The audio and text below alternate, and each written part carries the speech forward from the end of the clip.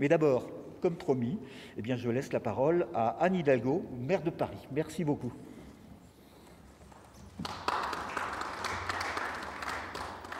Merci beaucoup, cher Albéric de Gouville. D'ailleurs, vous pourrez enlever votre masque lorsque vous parlez à ce micro, parce que là, on est suffisamment à distance aussi dans cette salle, et ça sera plus confortable et plus pratique pour chacun d'entre vous. Mais merci d'être notre maître de cérémonie pour ce temps très fort qui nous rassemble pour la liberté de la presse. Je voudrais aussi, bien sûr, saluer le directeur général de Reporters sans frontières, cher Christophe Deloire, très heureuse aussi de te retrouver ici. Et puis, le président de la Maison des journalistes, Christian Auboineau, et sa directrice, Darline Cottière. Une maison des journalistes à laquelle nous tenons tant et qui effectivement a été un très très beau projet que nous avons porté ensemble, et je suis fière que la mairie de Paris reste vraiment dans ce projet et permette sa pérennité. Je veux aussi saluer bien sûr la présidente du jury du prix Lucas Dolega, Brigitte Patient, et toute l'association du prix. Et puis bien sûr saluer l'ensemble des journalistes, des résidentes et des résidents de la maison des journalistes aussi qui sont avec nous aujourd'hui. Nous avons l'habitude de remettre ce prix Lucas Dolega, d'accueillir aussi la promotion annuelle des journalistes en exil accueillis à la Maison des journalistes. Et enfin, nous avons aussi l'habitude ensemble de partager le panorama de la liberté de la presse, de Reporters sans frontières. Et pourtant, on ne l'avait jamais fait dans ce format. Donc finalement, la crise sanitaire qui nous impose beaucoup de restrictions dans nos façons d'être et d'agir a permis, pour le coup, là, que l'on puisse présenter tout cela ensemble. Et je ne peux que m'en réjouir. Je veux bien sûr vous dire que je suis heureuse de vous recevoir pour célébrer la liberté de la presse et bien sûr d'insister plus que jamais, parce que nous l'avons vu partout, sur tous les théâtres, à la fois dans les pays en guerre et puis aussi dans les pays qui ont des privations de liberté.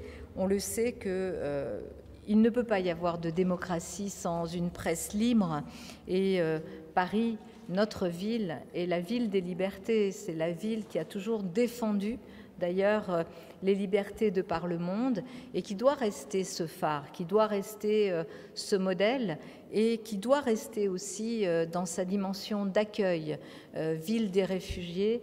Et d'ailleurs, souvent, lorsque nous avons parlé de Paris Ville Refuge, nous avons appelé la présence de cette maison des journalistes, parce que les journalistes, les artistes, tous celles et ceux qui exercent leur imaginaire et leurs compétences aussi intellectuelles, on le sait, sont toujours les premiers à être poursuivis par les pays qui voudraient contraindre les populations tout entières. « Je veux la presse dans toute sa liberté », écrivait Victor Hugo. Oui, nous voulons la presse dans toute sa liberté, et Paris veut la presse dans toute sa liberté. Paris, ici et ailleurs, avec d'ailleurs mon adjoint Arnaud Ngacha, qui travaille avec moi sur les questions internationales, et bien sûr avec Jean-Luc Romero, mon adjoint qui est en charge notamment de la lutte contre les discriminations et des droits humains. Et je veux aussi les remercier et les saluer. C'est ensemble que nous travaillons. Nous avons créé, je l'ai dit tout à l'heure et vous l'avez dit, en 2002, la Maison des journalistes afin d'accueillir les journalistes en exil à Paris, cette ville des droits humains. Et depuis presque 20 ans, vous assurez, Christian, Darline, une mission exceptionnelle, et je veux à nouveau vous remercier très chaleureusement. Parce que cette maison est unique, c'est vrai, et elle est peut-être unique au monde. Elle ne pouvait être que parisienne. Je me souviens des discussions pour permettre sa création. Je n'étais pas encore maire de Paris, j'étais première adjointe élue du 15e arrondissement. Et c'est vrai que j'ai, avec vous, mis beaucoup de cœur pour que cette initiative puisse voir le jour. Et aujourd'hui, nous accueillons la promotion 2020-2021. Et ce sont 10 ans qui nous séparent d'un certain nombre de guerres. Je pense bien sûr à la Syrie, mais je pense aussi bien sûr à ce qui se passe au Yémen, au Liban, en Inde, en Irak, en Haïti et au Burundi. Beaucoup des résidents de cette maison des journalistes viennent de ces pays-là. Je veux bien sûr les saluer, leur souhaiter la bienvenue, leur dire que Paris sera toujours leur maison, leur ville, et qu'ils sont des citoyens parisiens à part entière. Et d'ailleurs, tout à l'heure, il leur sera remis, vous l'avez dit, cette carte de citoyen de Paris. Au passage, c'est une carte que nous avons inventée après les attentats de 2015. Et je dois l'idée à mon collègue et ami, le maire de New York, Bill de Blasio, qui, après ces attentats, m'avait expliqué qu'à New York, pour créer justement cette cohésion, pour montrer aussi aux New-Yorkais qui n'étaient ni nés à New York, ni de nationalité américaine, qu'ils avaient aussi une citoyenneté et des droits. Et il avait créé cette carte de citoyen de New York. Et j'ai adapté cette proposition et cette idée innovante qu'il avait sur New York. Je l'ai adaptée ici à Paris. Paris, je le disais tout à l'heure, a la liberté chevillée au corps, et nous défendrons toujours, même dans des temps très difficiles et surtout dans des temps très difficiles, la liberté d'expression et la liberté d'informer. Car rappelons-nous que, comme le disait Chateaubriand, sans la liberté, il n'y a rien dans le monde.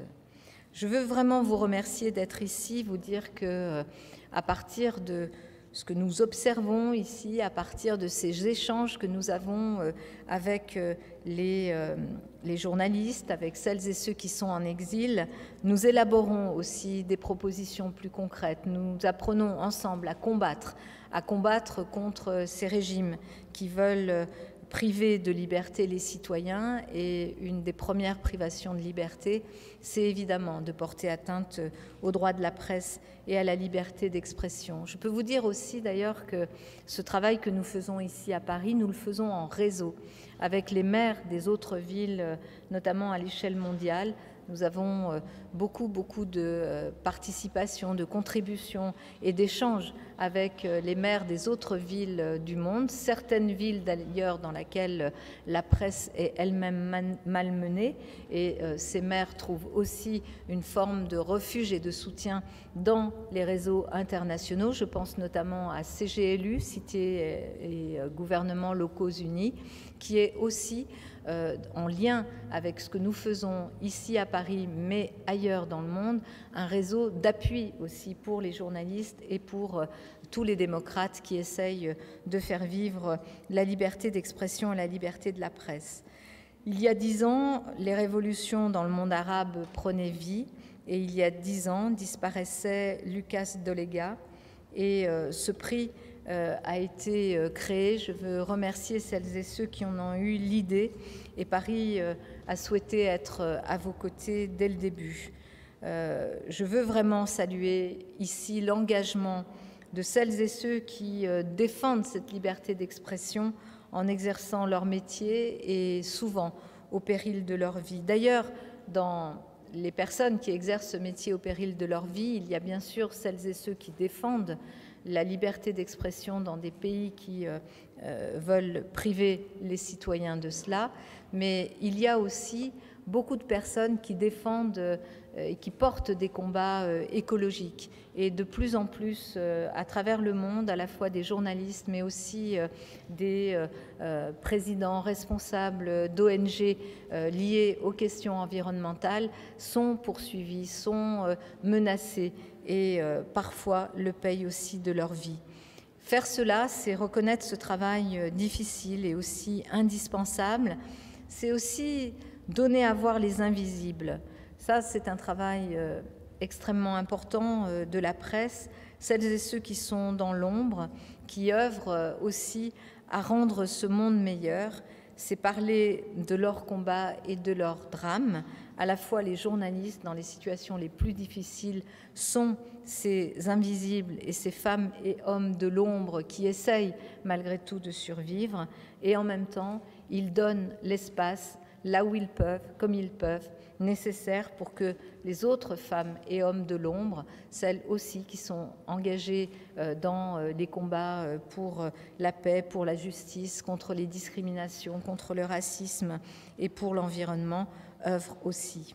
Tout à l'heure, nous aurons, et je serai là à remettre ce prix, je ne vais pas évidemment dévoiler le nom de la personne qui aura ce prix, mais je peux vous dire que dans ce monde de l'information, et malheureusement dans le monde de l'information, il y a aussi celui qui est très en essor, le monde des fake news, donc de la désinformation.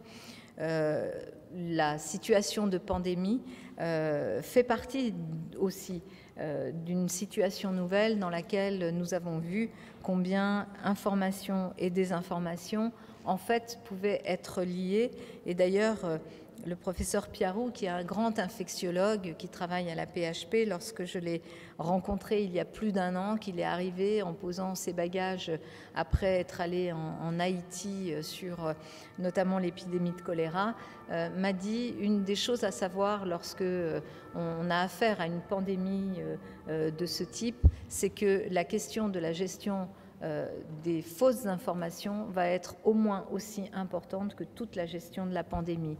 C'est dire si la question de l'information et de sa désinformation est un sujet crucial, y compris lorsqu'on est confronté à, je dirais, une pandémie comme celle que nous connaissons encore. Alors, je veux vous dire, bien sûr, que en cette journée, et avant que Christophe Deloire nous présente aussi le panorama de la liberté de la presse dans le monde, je voudrais conclure en adressant plusieurs pensées.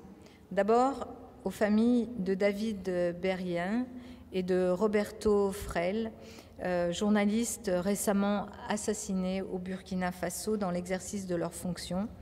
Je pense aussi, bien sûr, à nos citoyens d'honneur, puisque c'est aussi un outil dont dispose la ville, citoyens d'honneur, pour les journalistes égyptiens, Isra Abdel Fattah, Alaa Abdel Fattah et Solafa Magdi, qui sont nos citoyens d'honneur. Et c'est aussi une façon d'accorder une protection et une visibilité internationale. La liberté d'informer est un droit fondamental. Elle tient debout notre démocratie et Paris sera toujours aux côtés de ses défenseuses et de ses défenseurs. Je vous remercie infiniment.